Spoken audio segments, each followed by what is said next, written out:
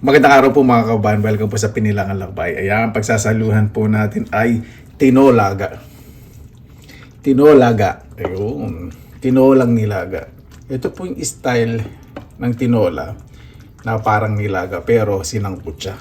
Ginisa po. Yeah.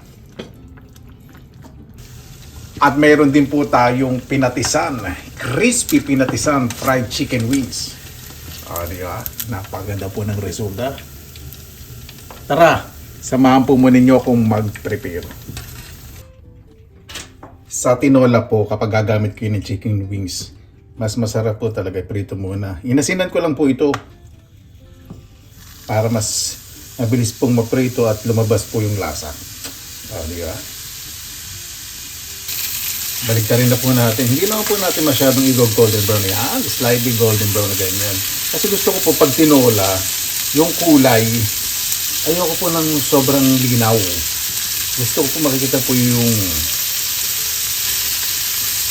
katas ng manok, ng ginisang golden brown na bawang.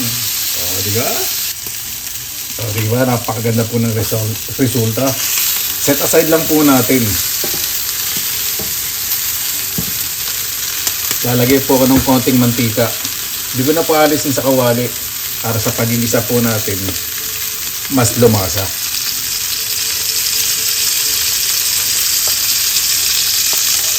Lagay na po ako ng bawang. I-golden brown ko lang po yung bawang ha. Huwag nyo po nang haluin.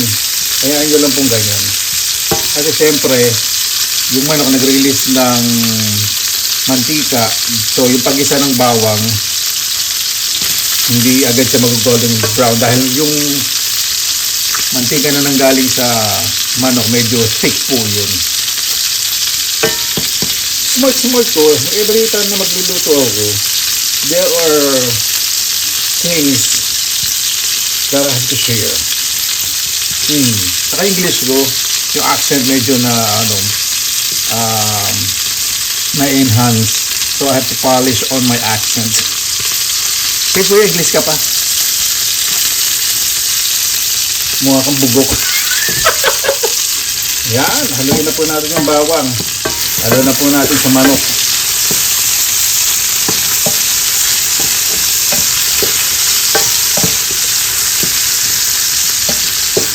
Lagay na po natin ng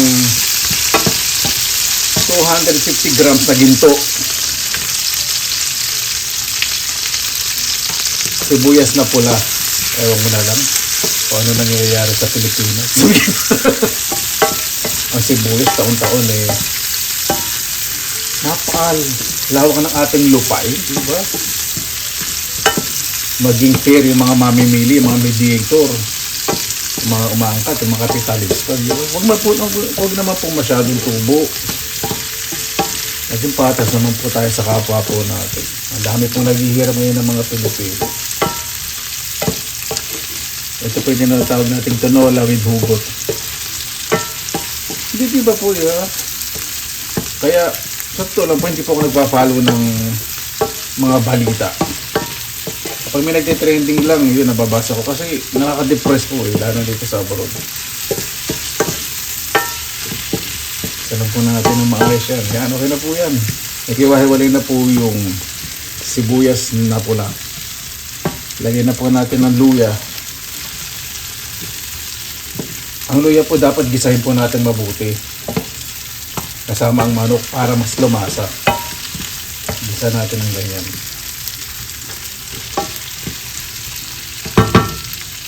Takpan po natin. Give a little bit chef style halo-halo. At kaya lang po natin umamoy o lumasa yung bawang. Ginisa po natin lalo na yung luya sa manok. Gali na po natin yung takip. Nakikita ko na pong umaamoy na. At haluin po natin para mas malasa. Ito po yung style na ginagawa ko ay parang tinola na nilaga. Sarap po ito. Ang tinola naman po ay marami naman pong versions, di ba? Siyempre yung traditional, simple, sayote kaya gagamitin. Tapos lalagyan po na daw ng sili. Ito po, gagamitin ko po patatas. Maganda po, igisa nyo po muna yung patatas.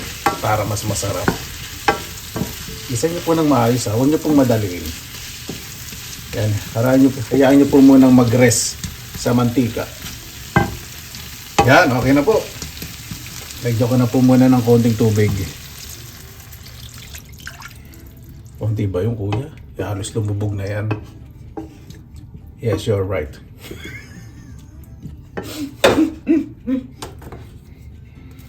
Lalagay ko na po itong green na sili. Hindi na po ito maanghang. Para mas masarap po yung sabaw. Diba? Lagyan na po tayo ng paminta. Na totoo. Hindi yung paminta na nagkukulay kalamay na yung nagkukulay biko na yung sabaw. Hindi pa rin lumalasa. Diba? Maglalagay po kayo ng ingredients. Give a little bit, give a quick stir o haluin nyo po ng bagya. Yan. Pampo natin para mas lumasa yung ating mga nilagay na dagdag rekado. Dapat medium heat lang po ang apoy dahil palalambutin po natin yung patatas. Huwag po masyadong malakas para yung patatas buong buo at hindi nadudurog. Pag malakas po kasing apoy, nadudurog po yung mga palalambutin natin mga gulay. Dadagdag na po ako ng sabaw kasi gusto ko sa tinola maraming sabaw. Yan. Yun po natin. Napakabango. Ay, nako. Timpla ko po muna ng patis. Dahil may asin na po yung manok. Lagyan na rin po tayo ng paminta. Simplihan lang po natin. At depende naman po sa inyo kung ano po yung mga pektus na pampalasa na mga ilalagay ninyo, di ba? Depende sa inyong kaligayahan. Dagdagan pa natin kasi hindi naman masyadong maalat yung patis na to. Tandaan po ninyo, ang toyo, patis, hindi po pare-parehas lang alat. Iba po may halong asukal, iba marami extenders, kaya titikman po ninyo yung inyong mga ini-invention ng mga experiment ninyo sa pagluluto, di ba? Ito totoo po yun, titikman po ninyo. And then, let's put the lid on. Dahil lang po natin lumambot yung patatas kasi yung manok siguradong malambot na yun. Ayan, tikman po muna natin. May nag-request po. Kuya, pag titikman mo naman, lagyan mo ng konting breading. Okay. Now we're going to taste our tinola. Let's taste the broth first.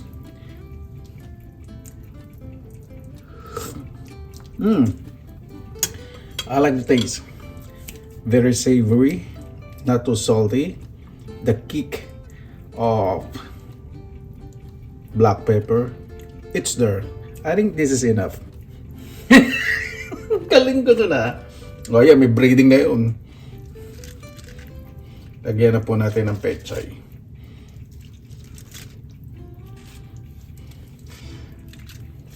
Pag nilagyan nyo po ng pechay, wag nyo po munang haluin.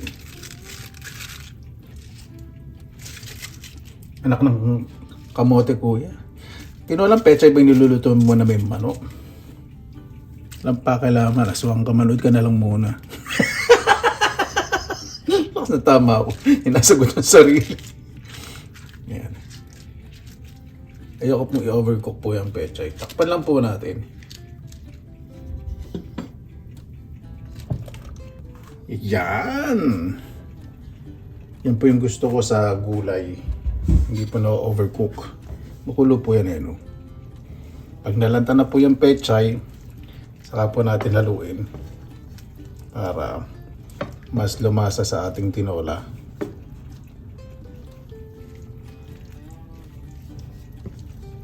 Gawa natin ng magandang presentation. Alam niyo po minsan, pag kumakain po tayo, makikita natin sa mga karinderya, kainan. Pag maganda po ang presentation, di ba? Napapakain tayo. Dahil pag gutom na gutom tayo. Yan, ready na po yan. Piprito ko na po yung crispy pinatisang chicken wings, fried chicken wings. Ito po yung ating manok. Tinimplahan ko po ito ng asin, paminta, patis. At depende po sa inyo kung maglalagay po kayong pampalasa. Haluin po ninyong mabuti. Saka ibabad niyo po ng mga 15 to 30 minutes. Huwag naman po matagal kasi aalat po yan. O, diba? Ito na po natin. Kailangan po lubog sa mantika para mas masarap. Pag magpiprito po kayo dapat yung mantika mainit. Pag po kayo maglalagay ng manok, pag magpiprito kayo sa mantika, pag mantika hindi po mainit. Kasi didikit lang po yun sa inyong pagpiprituhan. Kung ang gamit nyo ay kung ang gamit po ninyo ordinaryo na katulad na ganito, stainless steel. Pero non-stick okay lang. Napakabango po ng amoy. Kung magpiprito po medyo halo-haloin po ninyo para hindi po dumikit sa ilalim.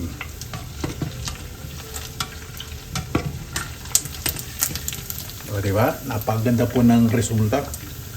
Ready na po. Kaya na po tayo.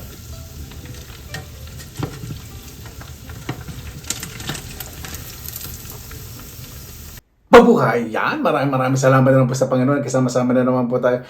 Naway safe po ang lahat. Bago po tayo mag-umpisa, pasalamatan po muna natin ang Panginoon. Panginoon, maraming salamat ang sa biyaya binigay po sa amin sa araw na ito. Bibigay at nabigay. Naway, bawat isa po ay magpasalamat sa lahat po ng mga biyaya sa buhay, sa pamilya, sa lahat po na inyong nilikha. Naway ang bawat isa mas panaigin po ang pagmamahal, respeto sa kapwa. Napakasarap pong kumilos sa isang pamayanan na matibasay. Kaya po bahala po sa amin. Sinusunod na po namin sa inyo lahat sa kanan ni Jesus. Amen. Tara po natin.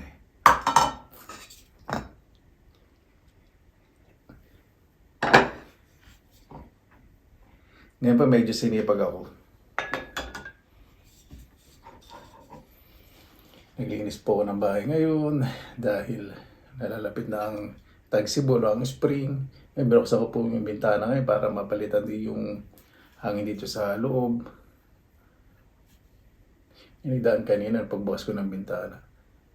Parang nangangamoy isda. Kasi yung patis. Diba? Sa piniritong manok. Yan wala na. Kailangan pa talaga palitan ng hangin sa loob ng bahay. Para ma-maintain po yung freshness ng bangis ko. Kasi po yung dahil mong dakdak ito na. Mainit na naman ang ulo mo.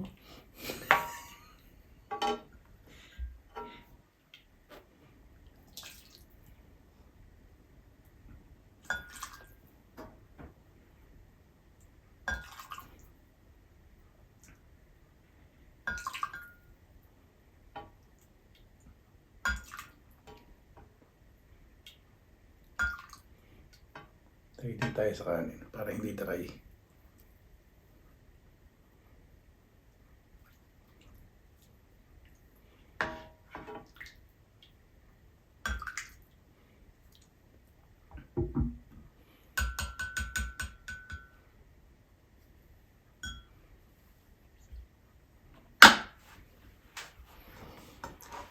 Meron din po patis na may sili at lemon. Pero mainit pa po yung kanin. Ganda na pagkakasahin ko sa kanin. Basmati po yung kanin ko sa mga tatanong. Ang pagsasayang po nito, 1 tasang tubig, 1 tasang bigas.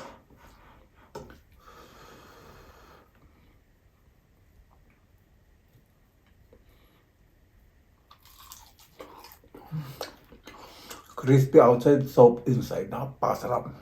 Tama po yung alat. Hindi po siya masyadong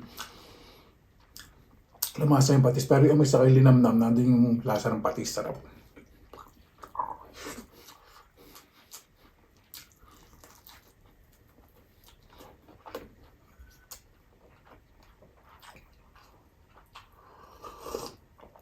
Nandito na po ito sa mga Thailander.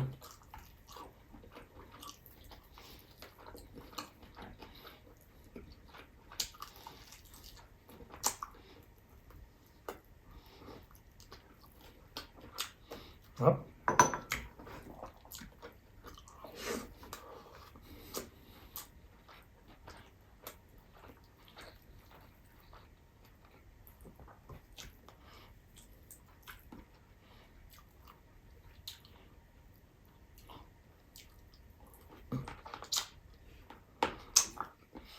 Well, dapat po nito. Kahit kamay nyo lang po. Yeah.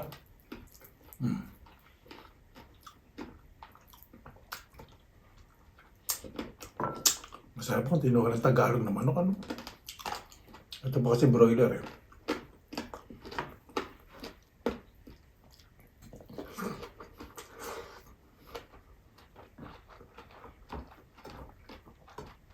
Sarap na pechay. Masarap din po yung gatong style ng tinola. Tinolaga. Tinolang nilaga.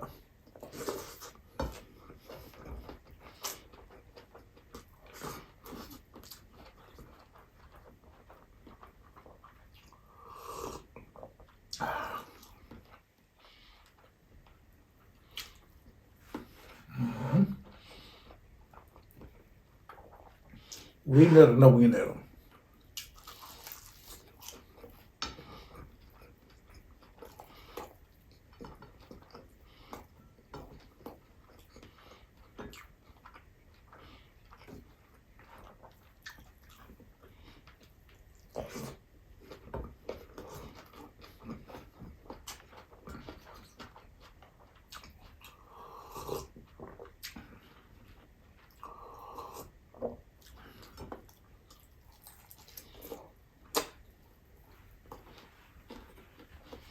Sarap po sa manok ng walang extender, ano. Sandasan niyo po yung linamnam. Walang harina.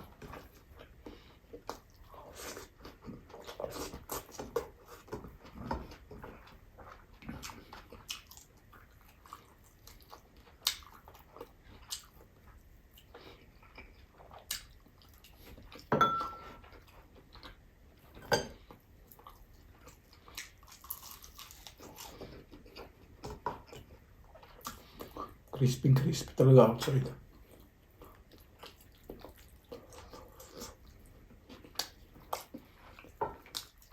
Yung gusto ko sa pecha, hindi overcook.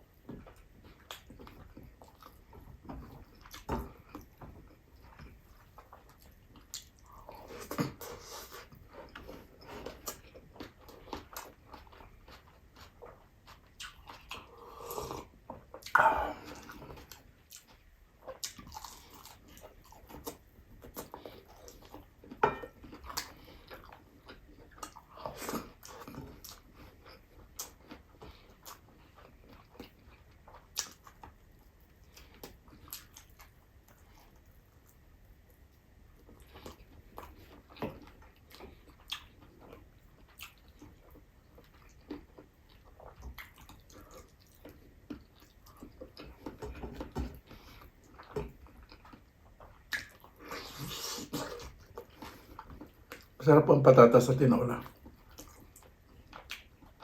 Kung wala kayong sayote, o kaya papaya, patatas po.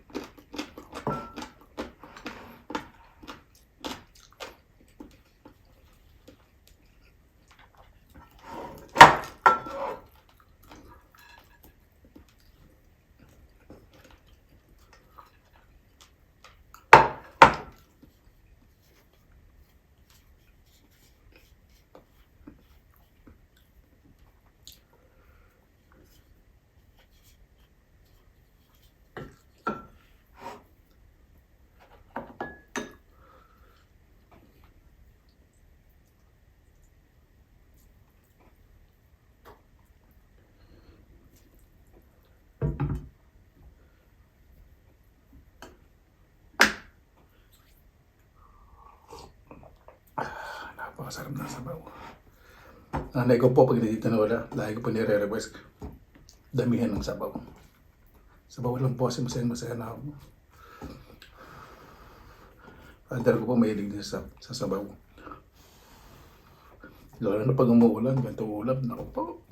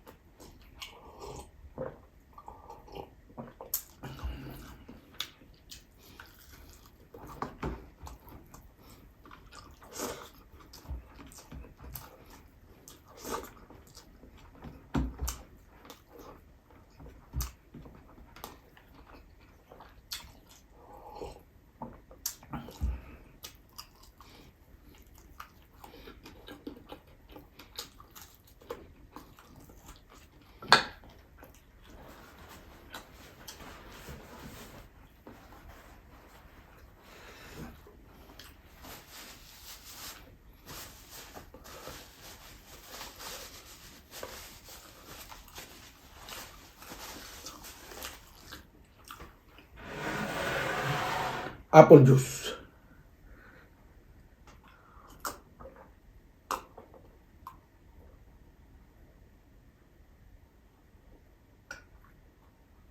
Ay, winner ang mukbang natin ngayon.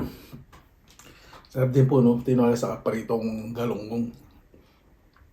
Paano po, bago tayo magtapas, pasalamatan po muna natin ang Panginoon. Panginoon, maraming salamat na po sa biyaya niyo po sa amin sa araw na to. Naway ang bawat isa po ay mas maging mapagkumbaba. Lalo na po sa panahon po ngayon, marami na po nangyayari sa mundo. Iwasan na po ang pagiging mapagmataas dahil nagkakasakitan lang po ng damdamin. meron pong sitwasyon na hindi pagkakunawaan, ang isa po dapat tumahimik at mas maging mapagkumbaba. Kayo na po ang bahala po sa aming Panginoon. Isinusuko na po namin sa inyo lahat sa kanilang susabihin. Paano po? Maraming salamat na po sa inyong oras na ilan sa Pinilangang Lakbay. Basta lagi po tayong positive vibes, good vibes. God bless, ingat po lagi, magandang araw. Laban lang!